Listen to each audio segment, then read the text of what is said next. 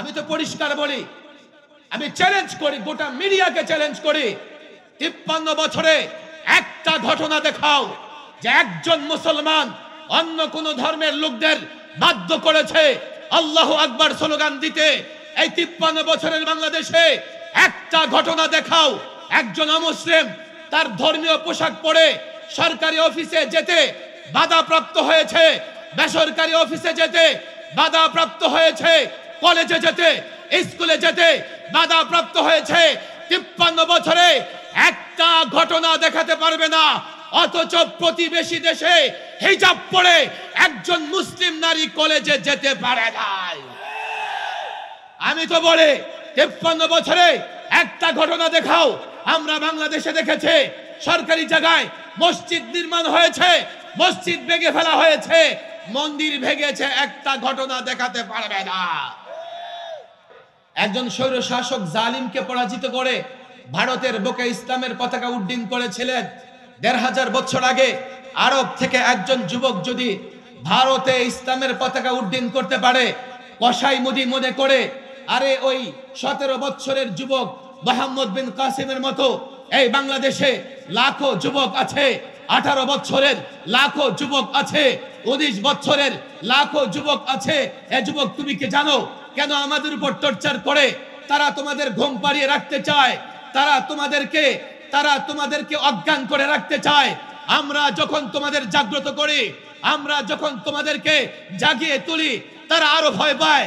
তারা মনে করে এই আলেম উলামা, এই মুফতিয়ানি کرام, ইসলামিক নেতৃত্ব যদি এই যুবকদের জাগিয়ে তোলে, আল্লাহর কসম করে বলি আমরাও এই জন্যই তোমাদের জাগ্রত রাখতে চাই। তোমরা যদি জেগে থাকো, বাংলাদেশের স্বাধীনতা কেউ ছিনতাই করতে পারবে না। তোমরা যদি জেগে থাকো, ঈমান কেউ নষ্ট করতে পারবে না। এই বাংলাদেশের যুবক, নেত্রকোনার যুবক, 17 বছরের যুবক, মোহাম্মদ বিন কাসিমের অনুসারী যুবক, শাহজালালের অনুসারী যুবক, আল্লাহর কসম করে বলে তোমরা যদি জাগ্রত হও, নেত্রকোনা নয়, ঢাকা নয়, দিল্লিতে ইসলামের পতাকা উড়াতে পারবে। ঘুরে ফিরে তাদের এটাই প্রশ্ন, আমি কেন ইসলামী অর্থ ব্যবস্থার কথা বলি, আমি কেন রাসূল সাল্লাল্লাহু আলাইহি সাল্লামের আদর্শের কথা বলি? ভাইরে, তখনও বলেছি, এখনো বলছি, ভবিষ্যতেও বলবো। আমার কথা বুঝবার চেষ্টা করো। তুমি যদি জ্যাকবের সেকুলারিজম, ধর্ম নিরপেক্ষতার কথা বলতে পারো, আমি মুহাম্মদ সাল্লাল্লাহু আলাইহি সাল্লামের আদর্শের কথা কেন বলতে পারবো না? তুমি যদি অ্যারিস্টটলের ডেমোক্রেসির কথা বলতে পারো, আমি আল্লাহর বিধানের কথা কেন বলতে পারবো না? তুমি যদি ন্যাশনালিজমের কথা বলতে পারো, কার্ল মার্কস আর লেনিনের সোশ্যালিজমের কথা কেন বলতে পারো? কেন বলো? আর তুমি যদি বলতে পারো, আমি ইসলামের কথা কেন বলবো না? এ যুবক ছাত্র জনতা, মুসল্লিরা শোনো, সমঝোতা হয়েছে, আমি ইসলামের কথা বলবো, আমি বাধ্য, আমি ইসলামের কথা বলবো। আমি তোমার সঙ্গে সমঝোতা করেছে, তুমি আমার কথা শুনতে বাধ্য নও, তবে হ্যাঁ, আমাকে বাধা দেবার ক্ষমতা রাখো না। কোরআনে রাজনীতি নেই বলে, ধর্মান্ধ বলে আমাকে বাধা দিতে পারো না। আমি যেহেতু আল্লাহ প্রদত্ত দায়িত্বশীল, আল্লাহ আমাকে বাধ্য করেছেন। তুমি যদি সমঝোতা রক্ষা না করো, আল্লাহর কসম আমি আমার রাস্তা থেকে এক চুল পরিমাণ হটবো না। যদি মনে করো লড়াই করবে, আল্লাহর কসম যুগ যুগ ধরে দিন প্রতিষ্ঠায় লড়াই হয়েছে, এই যুগেও লড়াই হবে। কাফের, বেঈমান, তাগুত কাউকে ছেড়ে কথা বলা হবে না। এই যে মাহফিলে আমাদের আলোচনা শুনবার জন্য, আলেমদের আলোচনা শুনবার জন্য হাজারো মাদ্রাসার ছাত্র, আলেম, ওলামা, যুবক, মুসল্লি ভাইরা একত্রিত হয়েছেন। তো শুধুমাত্র আমরা আপনাদেরকে মাহফিলে আমাদেরকে সহযোগিতা করেন সেটাই দেখতে পাই। এর বাইরে যখন আমরা কোনো কাজ করি, মাহফিল আপনাদের জন্য প্রয়োজন। আরো অনেক কাজ আছে যা ইসলাম অপরিহার্য করেছে। ইসলামে আরো অনেক ফরজ বিধান আছে, সেই কাজগুলো যখন আমরা করি আপনাদের সহযোগিতা পাই না। 15টা মিনিটের জন্য হাতে পায়ে দড়ি, একটু আর কাউকে দাঁড় করাতে হবে না, কোনো আওয়াজ হবে না, স্বেচ্ছাসেবক 15 মিনিটের জন্য একেবারে ঠান্ডা মাথায় আমার কথাটা বুঝবার চেষ্টা করেন। আপনাদের এবং আমাদের মধ্যে, ওলামায়ে কেরাম এবং সাধারণ মানুষের মধ্যে একটা সমঝোতা হওয়া চাই, মত বিনিময় হওয়া চাই, বা বলতে পারেন একটা চুক্তি হওয়া চাই, একটা মিলের জায়গা হওয়া চাই যে আমরা এই বিষয়গুলোতে কখনোই একজন আরেকজনের প্রতিপক্ষ হব না, একজন আরেকজনের বিরুদ্ধে লড়াই করব না। কথা ঠিক না বেঠিক? ঠান্ডা মাথায় না বুঝলে হয়তো বা আমি আপনাদের কথা বুঝাতে পারবো না। নেত্রকোনার মানুষ আমি জানি, ধর্মপ্রাণ মানুষ, আলেম ওলামাদের আপনারা মহব্বত করেন, ভালোবাসেন। আমরাই আসলে সময় দিতে পারি না। এবছর নেত্রকোনায় কোনো প্রোগ্রামে আসতে পারিনি। গতবার বেশ কয়েকটা প্রোগ্রামে এসেছিলাম। অনেক কষ্ট হয় সফর, জার্নি, বিশেষ করে রাতে আর ঢাকা ফেরা যায় না, এত কুয়াশা পড়ে নেত্রকোনায়।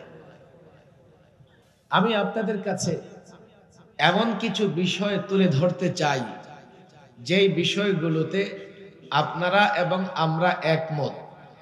এক একটা বিষয় মনে রাখবার চেষ্টা করবেন। আমরা সবাই, আমি, আপনি, আপনারা দুনিয়ার কল্যাণ এবং আখিরাতের মুক্তি চাই। কথা ঠিক না বেঠিক?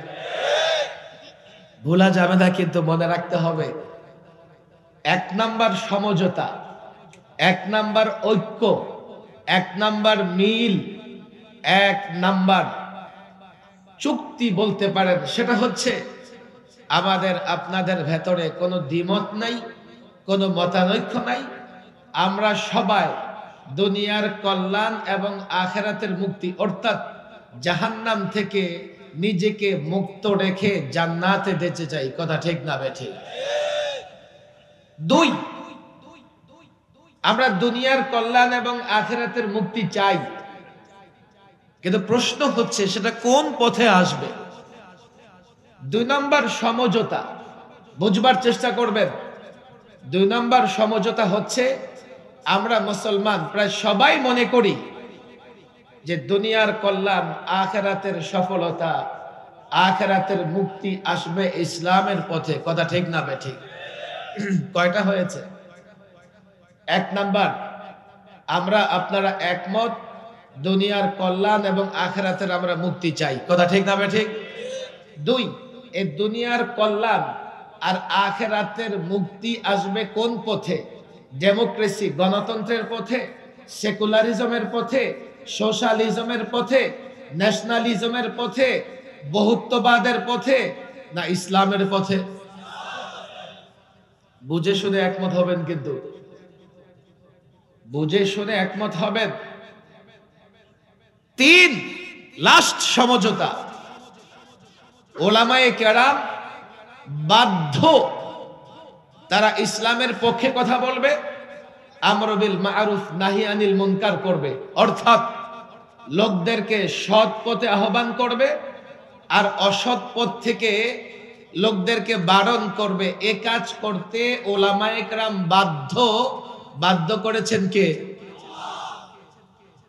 কোরআনুল কারীমের সূরাতুল মায়েদা ওলামাদের বলি, ছাত্র জনতাকে বলি, যদি সাধারণ মানুষ আমার কথা বুঝতে না পারে, আপনাদের দায়িত্ব হচ্ছে, আপনারা যদি বুঝে থাকেন, দয়া করে মানুষের কাছে আমাদের কথাগুলো পৌঁছে দেবার চেষ্টা করবেন। আমরা কেন বাধ্য? সূরাতুল মায়েদা আয়াত নাম্বার 63 মনে রাখবেন। এই আয়াতে আল্লাহ তাবারক ওয়া তাআলা আলেমদের জন্য কঠোর বার্তা দিয়েছেন। আলেমের অনেক ফজিলত আছে, আলেমের অনেক মর্যাদা আছে, কিন্তু এই আয়াতে আলেমদের জন্য একটা কঠোর বার্তা দিয়েছেন। হযরত আব্দুল্লাহ ইবনে আব্বাস বলেন, এই আয়াতে আলেমদের জন্য যে কঠোর বার্তা দিয়েছেন আল্লাহ, অন্য কোন আয়াতে এতটা কঠোর বার্তা দেন নাই। কি সেটা?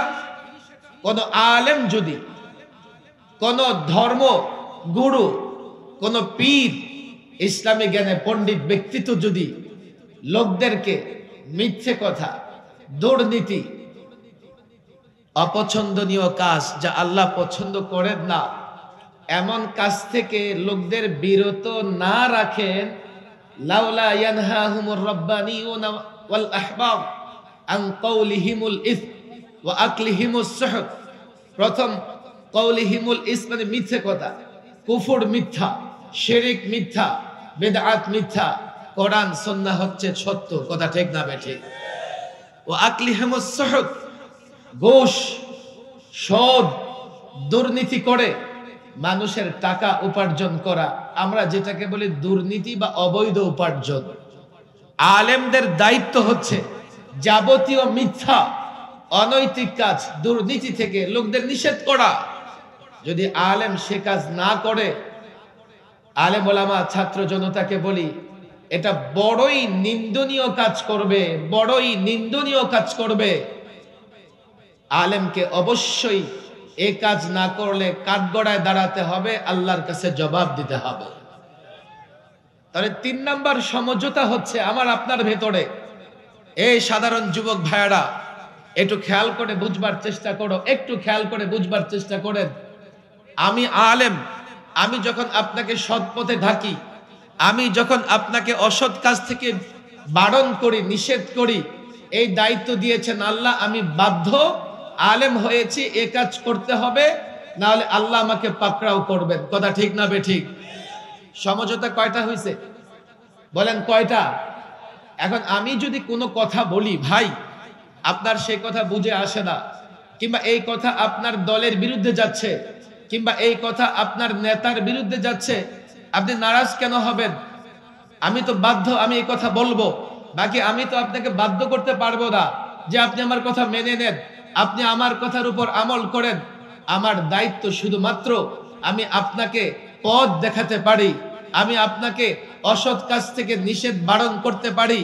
এই জন্যই নেত্রকোনার মানুষদের বলি, দেখেন মাহফিলে তো আলেমদের ডাকে জড়ো হন, কিন্তু এই মাহফিলের বাইরে আলেম যখন আপনাকে এই কথা বলে, এই মুসলমান 53 বছর ধরে তন্ত্র মন্ত্র দিয়ে রাষ্ট্র পরিচালনা করেছ, আমরা 53 বছরে এই রাষ্ট্রে কি দেখেছি?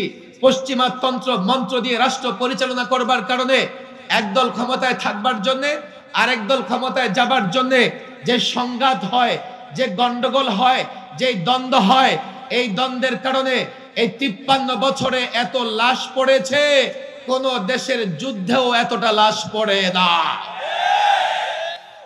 এই তন্ত্র মন্ত্র মেনে ক্ষমতা কেন্দ্রিক রাজনীতি করবার কারণে আমি পরিষ্কার বলি, এই 53 বছরে এতটা ঝগড়াঝাটি, মারামারি, হানাহানি হয়েছে, জনগণের সম্পদ এতটা বিনষ্ট হয়েছে, এত গাড়ি ভাঙচুর হয়েছে, জাপান বছরে এত গাড়িও বানায় না। 5ই আগস্টে রাষ্ট্রে একটা পরিবর্তন এসছে, কিন্তু এই পরিবর্তনের পরে সিস্টেম যদি পুরনো হয়, এই পরিবর্তনের পরেও দেশে শান্তি প্রতিষ্ঠা হবে না। আপনাদের হাতে পায়ে দড়ি, ঠান্ডা মাথায় বুঝবার চেষ্টা করেন। আমার সঙ্গে কিন্তু আপনারা একমত হয়েছেন প্রথম 2টা বিষয়ে। আমরা দুনিয়ার কল্যাণ, আখিরাতের মুক্তি চাই, এবং এটা মনে করি আমি একজন মুসলমান হিসেবে যে ইসলাম ছাড়া দুনিয়ার কল্যাণ, আখিরাতের মুক্তি হবে না। আলেম যখন সেই ইসলামের কথা বলতে বাধ্য হয়, আমরা তখন আলেমকে ব্যক্তি জীবনে কিছু কথা বললে মেনে নিলেও আমরা সামগ্রিক বিষয় নিয়ে ইসলামের দিক নির্দেশনা তুলে ধরলে এই যুবকেরা আমাদের সঙ্গ দেয় না। আমাদের তো এই কথা সবার জানা আছে, ইসলাম পূর্ণাঙ্গ জীবন ব্যবস্থা। ব্যক্তি জীবনের প্রত্যেকটা সমস্যার সমাধান ইসলামে আছে না নাই? 2, সামাজিক জীবনের সমস্যাগুলোর সমাধান ইসলামে আছে না নাই? রাষ্ট্রীয় জীবনের সমস্যাগুলোর সমাধান ইসলামে আছে না নাই? রাসূল সাল্লাল্লাহু আলাইহি ওয়াসাল্লাম মদিনায় রাষ্ট্র পরিচালনা করেছেন। হযরতে আবু বকর, হযরতে ওমর, হযরতে ওসমান, হযরতে আলী। তাহলে তুমি মুসলমান হিসেবে ইসলাম দিয়ে রাষ্ট্র পরিচালনা করতে তোমার সমস্যা কোথায়? বরং ইসলাম দিয়ে তো রাষ্ট্র পরিচালনা করেই না, আবার তাদের দাবি হচ্ছে কোরআনে নাকি রাজনীতি নাই। আচ্ছা, আমার প্রশ্ন হচ্ছে, যদি কোরআনের রাজনীতি না থাকে, তুমি একজন মুসলমান সেই রাজনীতি কেমনে করো? একজন মুসলমান তো কোরআনের বাইরে কোনো কিছুই করতে পারে না। বলবে হুজুর কোরআনের রাজনীতি নাই মানে নোংরা রাজনীতি নাই। আরে ভাই, নোংরা রাজনীতি তো দেশের কেউ সমর্থন করে না, তুমি নোংরা রাজনীতি কেন করো? সেটা করবার দরকার কি? আমি যখন ইসলামী রাজনীতির কথা বলি, এটা মনে করবেন না যে এটা আমার মৌলভী সাহেবেরই করা লাগবে। আপনারা যারা রাজনীতি করেন, রাষ্ট্র চালাতে চান, ক্ষমতা চান, আপনারাও করতে পারেন। আমি তো পরিষ্কার বলি, যদি ইসলাম মেনে রাজনীতি করেন 5 বছর নয় 50 বছর, 500 বছর ক্ষমতায় থাকতে পারবেন। ইসলাম মেনে যদি রাজনীতি করেন, রাষ্ট্র চালান, 56,000 বর্গ মাইলের বাংলাদেশ নয় গোটা পৃথিবী শাসন করতে পারবে। বুঝবার চেষ্টা করেন, এই জায়গায় তো যত গন্ডগোল। মাহফিলে আমি যখন ডাকি আপনি আসেন, কিন্তু আমি যদি রাষ্ট্র ব্যবস্থা কোরআন দিয়ে পরিচালিত করতে চাই, তখন কিন্তু আপনারা আমার সঙ্গ দেন না। এই জন্য সমঝোতায় আসেন, চুক্তিতে আসেন। বুঝবার চেষ্টা করেন, আমি বাধ্য, যেহেতু ইসলাম পূর্ণাঙ্গ জীবন ব্যবস্থা, আমি ইসলামের সব দিক নিয়ে আলোচনা করতে বাধ্য। আপনি মুসলমান হলে আপনিও ইসলাম মেনে চলবেন, আপনিও কোরআন সুন্নাহ মেনে চলবেন। যদি আমার আপনার মধ্যে সমঝোতা না হয়, আপনি মুসলিম দাবি করবেন, আমি ইসলামের কথা বলবো, তো আমার আপনার মধ্যে গন্ডগোল বেঁধে যাবে। কথা ঠিক না বে ঠিক? আমি নেত্রকোনার এখানে হাজারো আলেম, হাজারো ছাত্র ভাইরা জমায়েত হয়েছেন।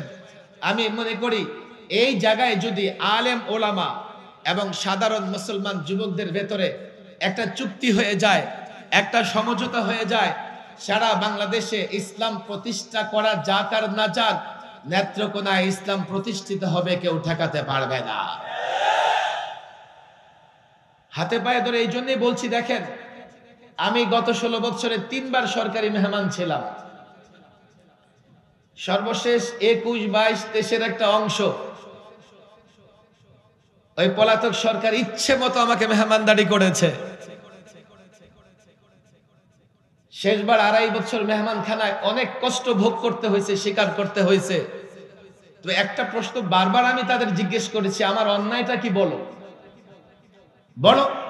মাছি মেরেছি, মশা মেরেছি, গাড়ি ভাঙচুর করেছি, বলো অন্যায়টা কি?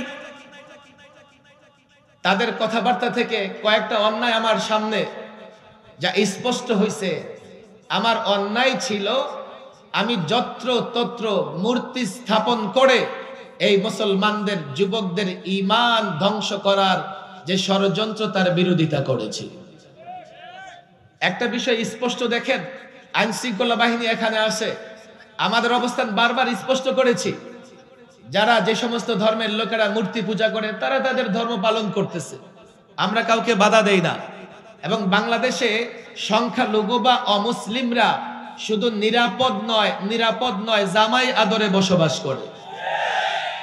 2-4 জায়গায় তারা যদি আক্রান্ত হয়, সেটা ধর্মের কারণে না, সেটা কোনো রাজনৈতিক কারণে কিংবা কোনো স্বার্থ কেন্দ্রিক কারণে। আমরা অনেক জায়গায় সংখ্যালঘু যখন আক্রান্ত হয়েছে, নিজেরা গিয়েছি। কেন আক্রান্ত হবে? ইসলাম সাম্প্রদায়িক সম্প্রীতির ধর্ম, সম্প্রদায়ে মারামারি ইসলাম সাপোর্ট করে না। বাংলাদেশ সাম্প্রদায়িক সম্প্রীতির দেশ, তাহলে কেন মুসলিমদের উপর আক্রমণ হবে? ইসলামের সৌন্দর্য হচ্ছে দাওয়াত দিয়ে মানুষকে ইসলামের যে শান্তির বিধানগুলো মানুষের সামনে পেশ করে তাকে ইসলামের ছায়াতলে নিয়ে আসা। জবরদস্তি করে কাউকে মুসলমান বানানো, এটা মুসলমানদের কাজ না, এটা হচ্ছে পৌত্তলিক সনাতনী ধর্মের লোকদের কাজ। আজকেও সামাজিক যোগাযোগ মাধ্যমে ভারতের এক ভিডিও ভাইরাল হয়েছে। 10 বছর 11 বছরের 3-4টা বাচ্চাকে জোর করা হচ্ছে, বলো জয় শ্রীরাম, বলো জয় শ্রীরাম। আবার তারাই তাদের মিডিয়াগুলো বলে যে বাংলাদেশে নাকি সংখ্যালঘু নির্যাতিত হয়। আমি তো পরিষ্কার বলি, আমি চ্যালেঞ্জ করি, গোটা মিডিয়াকে চ্যালেঞ্জ করি, 53 বছরে একটা ঘটনা দেখাও যে একজন মুসলমান অন্য কোন ধর্মের লোকদের বাধ্য করেছে আল্লাহু আকবার স্লোগান দিতে। এই 53 বছরের বাংলাদেশে একটা ঘটনা দেখাও একজন অমুসলিম তার ধর্মীয় পোশাক পরে সরকারি অফিসে যেতে বাধাপ্রাপ্ত হয়েছে, বেসরকারি অফিসে যেতে বাধাপ্রাপ্ত হয়েছে, কলেজে যেতে, স্কুলে যেতে বাধাপ্রাপ্ত হয়েছে। 53 বছরে একটা ঘটনা দেখাতে পারবে না অথচ প্রতিবেশী দেশে হিজাব পরে একজন মুসলিম নারী কলেজে যেতে পারে নাই। আমি তো বলি 53 বছরে একটা ঘটনা দেখাও।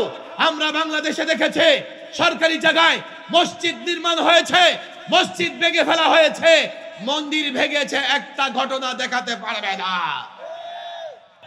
এদেশে কোথাও সংখ্যালঘু নির্যাতিত হয় না। এগুলো উগ্রবাদী হিন্দুত্ববাদীদের ষড়যন্ত্র। তারা এগুলো বলে বাংলাদেশে আগ্রাসনের পথ খুঁজতে চায়। কথা ঠিক না বেটি? বলবেন হুজুর বাংলাদেশে ওরা কেন আগ্রাসন চালাবে? আমি তো বলি অনেক কারণ আছে। সবচাইতে বড় কারণ হচ্ছে ওরা বাংলাদেশকে ভয় পায়। আপনি বলবেন হুজুর আমাদের ভয় পাওয়ার মতো কি আছে? রাষ্ট্র ছোট্ট, দেখেন না ওদের মিডিয়াগুলো কি বলে, বাংলাদেশ গলা টিপে হত্যা করে ফেলবো। বলে কি বলে না? বাংলাদেশ 1 মিনিট থাকবে না, থাকবে না। বাংলাদেশের ভয় কেন? রাষ্ট্র ছোট্ট, বাহিনী ছোট্ট, লোকজনও কম, কিন্তু এই রাষ্ট্রে মোহাম্মদ বিন কাসিমের অনুসারী আছে। তোমাদের সামনে দেখো ঢাকার সোনারগাঁয়ের ঘটনা। দিল্লির একজন মুসলিম শাসক রাজা সেনকে পরাজিত করে সোনারগাঁয়ে ইসলামের পতাকা উড্ডীন করেছিলেন। সিলেটের ঘটনা, শাহজালাল ইয়ামানি গৌর গোবিন্দকে পরাজিত করে ইসলামের পতাকা উড্ডীন করেছিলেন। ভারতে একজন 17 বছরের যুবক যার নাম মোহাম্মদ বিন কাসিম, যারা কলেজ ইউনিভার্সিটিতে পড়াশোনা করেছেন সেখানেও মোহাম্মদ বিন কাসিমের ইতিহাস আছে। 17 বছরের একজন যুবক আরব থেকে এসে 7 সমুদ্র 13 নদী পার হয়ে রাজা দাহিরকে পরাজিত করে, একজন স্বৈর শাসক জালিমকে পরাজিত করে ভারতের বুকে ইসলামের পতাকা উড্ডীন করেছিলেন। 1500 বছর আগে আরব থেকে একজন যুবক যদি ভারতে ইসলামের পতাকা উড্ডীন করতে পারে, কসাই মুদি মনে করে আরে ওই 17 বছরের যুবক মোহাম্মদ বিন কাসিমের মতো এই বাংলাদেশে লাখো যুবক আছে, 18 বছরের লাখো যুবক আছে, 19 বছরের লাখো যুবক আছে। এ যুবক তুমি কি জানো কেন আমাদের উপর টর্চার করে? তারা তোমাদের ঘুম পাড়িয়ে রাখতে চায়, তারা তোমাদেরকে অজ্ঞান করে রাখতে চায়। আমরা যখন তোমাদের জাগ্রত করি, আমরা যখন তোমাদেরকে জাগিয়ে তুলি, তারা আরো ভয় পায়। তারা মনে করে এ আলেম উলামা, এই মুফতিয়ানে কেরাম, ইসলামিক নেতৃত্ব যদি এই যুবকদের জাগিয়ে তোলে, আল্লাহর কসম করে বলি আমরাও এই জন্যই তোমাদের জাগ্রত রাখতে চাই। তোমরা যদি জেগে থাকো, বাংলাদেশের স্বাধীনতা কেউ ছিনতাই করতে পারবে না। তোমরা যদি জেগে থাকো, ঈমান কেউ নষ্ট করতে পারবে না। এই বাংলাদেশের যুবক, নেত্রকোনার যুবক, 17 বছরের যুবক, মোহাম্মদ বিন কাসিমের অনুসারী যুবক, শাহজালালের অনুসারী যুবক, আল্লাহর কসম করে বলে তোমরা যদি জাগ্রত হও, নেত্রকোনা নয়, ঢাকা নয়, দিল্লিতে ও ইসলামের পতাকা উড়াতে পারবে, উড়াতে পারবে।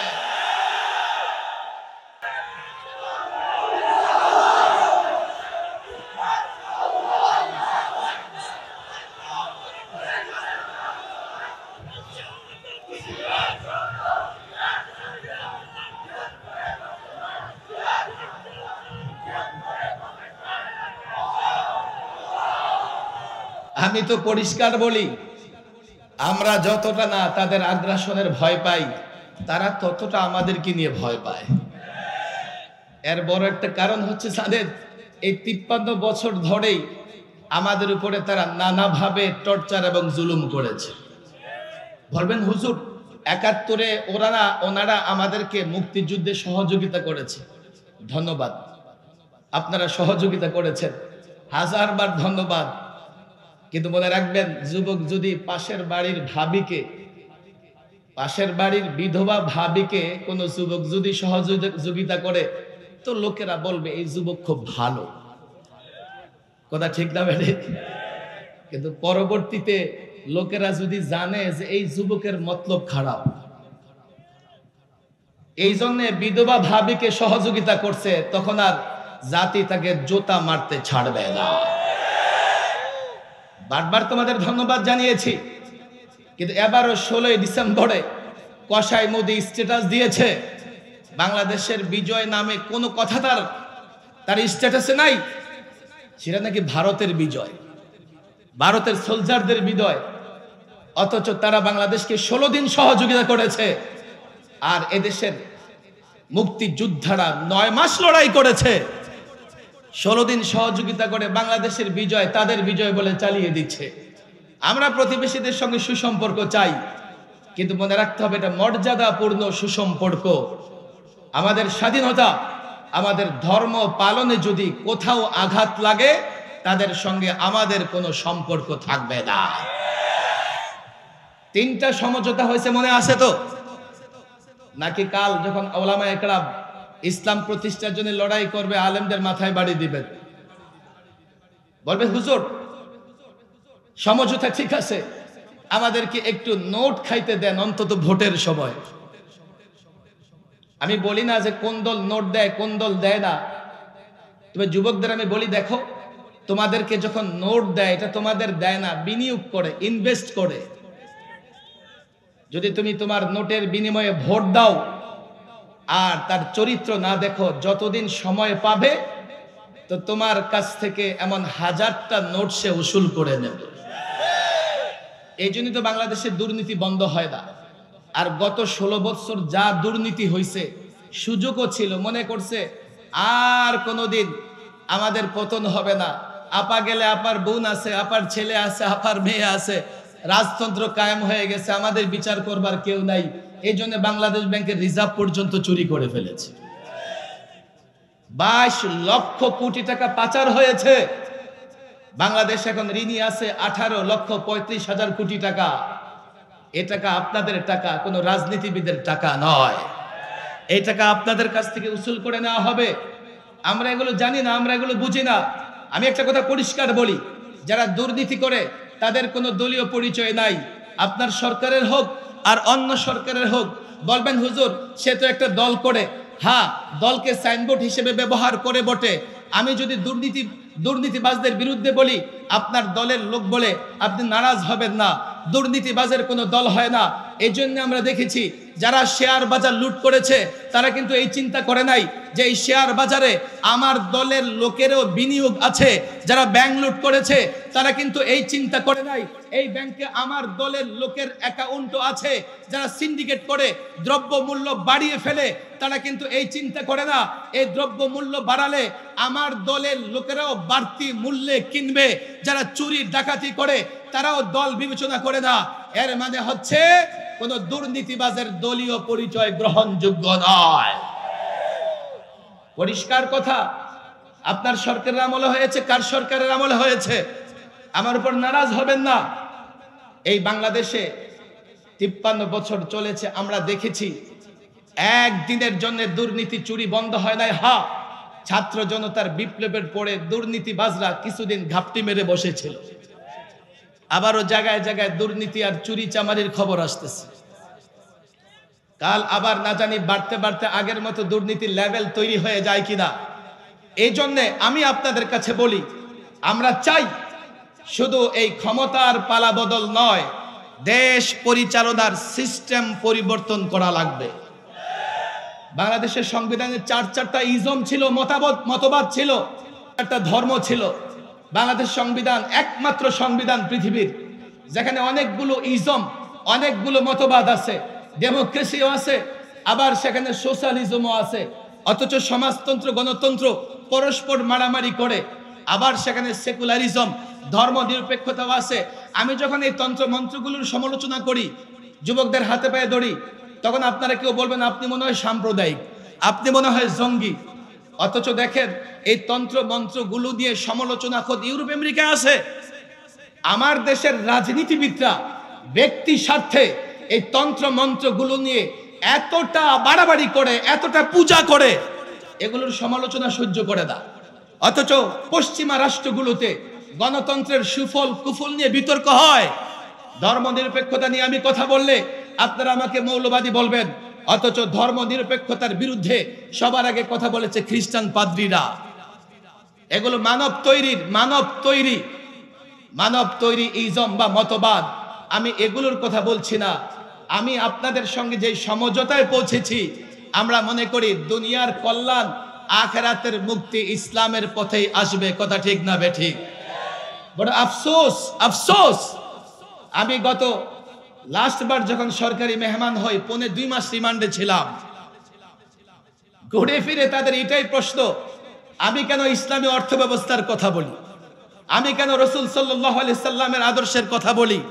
ভাইরে, তখনও বলেছি, এখনো বলছি, ভবিষ্যতেও বলবো, আমার কথা বুঝবার চেষ্টা করো। তুমি যদি জ্যাকবের সেকুলারিজম, ধর্ম নিরপেক্ষতার কথা বলতে পারো, আমি মুহাম্মদ সাল্লাল্লাহু আলাইহি সাল্লামের আদর্শের কথা কেন বলতে পারবো না? তুমি যদি অ্যারিস্টটলের ডেমোক্রেসির কথা বলতে পারো, আমি আল্লাহর বিধানের কথা কেন বলতে পারবো না? তুমি যদি ন্যাশনালিজমের কথা বলতে পারো, কার্ল মার্কস আর লেনিনের সোশ্যালিজমের কথা কেন বলতে পারো? কেন বলো?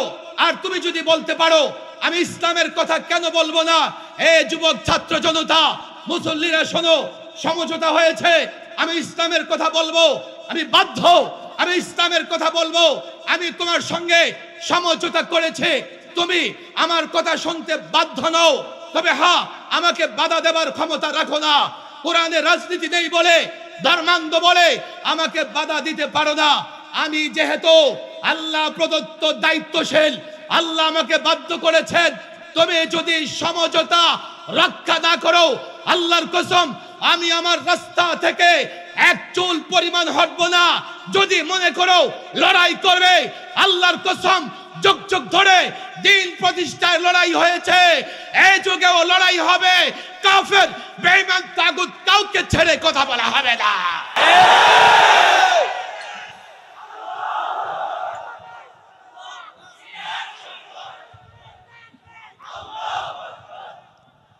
অনেক কথা, প্রচন্ড গরম, আমিও জানি। আমি লম্বা কথা বলবো না। আমারও একেবারে, আবার দেখেন সূর্য আমার চেহারার দিকে আবারও আসতেছে। সূর্য যখন আমার একেবারে চেহারার উপরে পড়ে, আমার চোখে একটু প্রবলেম হয়। কথা আজকে বেশি না, আজকে আমাদের এবং আপনাদের ভেতরে এই যে সমঝোতা, এই যে চুক্তি হচ্ছে, মনে রাখবেন তো ইনশাআল্লাহ। করণীয় কি? 32 বছর আগে হযরত মুহাম্মদুল্লাহ হাফিজ হুজুর তওবার রাজনীতির ডাক দিয়েছিলেন। বুঝেন কেন? আমরা এই জমিনে খলিফা, আল্লাহর প্রতিনিধি, আর যে প্রতিনিধি হয় তার কাজ হচ্ছে তাকে যে বিষয়ের প্রতিনিধিত্ব করতে বলা হবে সে বিষয়ে সে পালন করবে, অন্যটা পালন করতে পারবে না।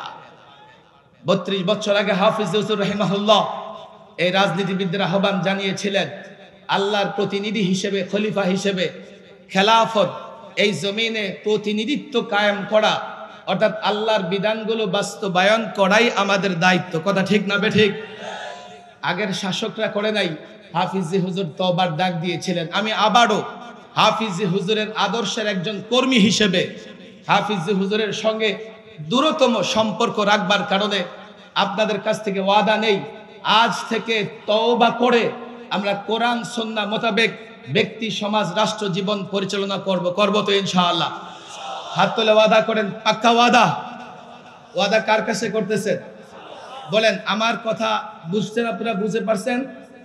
আমরা আজ থেকে ব্যক্তি জীবন, সমাজ জীবন, রাষ্ট্র জীবন সর্বত্র কোরআন এবং সুন্নাহ প্রতিষ্ঠা করার চেষ্টা করব তো ইনশাআল্লাহ। পারবেন একটা স্লোগান দিতে? বলেন নারে তাকবীর। স্লোগান যখন জোরে দেয় তখন হাতটা এমন হয়, মুষ্টিবদ্ধ হয় কিনা? আপনাদের কষ্ট হইতেছে? দাঁড়ান তো দেখি একটু, দাঁড়ায় হাতটাকে মজবুত করেন। আমি স্লোগান দেব, আমি দিব। ওরা জয় শ্রীরামের স্লোগান দেয়, মুসলমানরা কার নামে স্লোগান দেবে? ওই যে কি চিন্ময় ইসকনের সন্ত্রাসী, তার মুড়িদেরা রামের নামে স্লোগান দেয়। আমরা কার নামে স্লোগান দেব? আপনার মনে আছে বর্ডারে, এই কথা নাই আস্তে, এই যে বর্ডারে যখন পঞ্চগড়ে বাংলাদেশের সীমানায় ঢুকে সন্ত্রাসী গোষ্ঠী আক্রমণ করেছে, আপনারা দেখেছেন কিনা? একজন বুড়া মানুষ মাটির ডিলা লয়ে গেছে মারতে, আরেকজন যুবক হাতে কাঁচি নাকি এটা দিয়ে ট্যাঙ্কের সামনে দাঁড়ায় গেছে। আমি চিন্তা করলাম কিরে ওদের এত সাহস কোত্থেকে আসলো, মাটির ডিলা নিয়ে দাঁড়ায় গেছে, ট্যাঙ্কের সামনে কাঁচি নিয়ে দাঁড়ায় গেছে। পরে আমি খেয়াল করে দেখলাম ওদের জবানে একটা স্লোগান আছে, আল্লাহু আকবার। মুসলমান যখন আল্লাহু আকবার বলে স্লোগান দেয় কোন শক্তিকে পরোয়া করে না। আল্লাহু আকবার বলে স্লোগান দিয়ে মাটির ডিলা নিক্ষেপ করলে অ্যাটম বোমার চাইতেও বেশি শক্তিশালী হয়ে যায়। সেদিন থেকে আমি মনে করেছি আমাদের যুবকদের স্লোগান হবে কার নামে?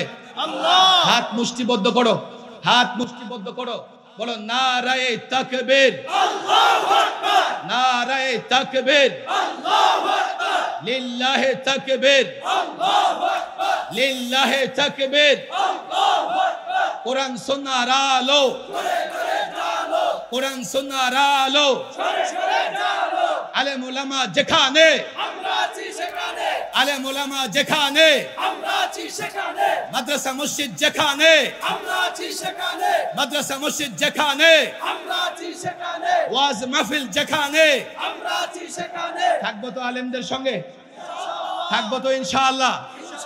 আলেমদের বিরোধিতা করবো না তো ইনশাআল্লাহ। কষ্ট হচ্ছে আপনাদের?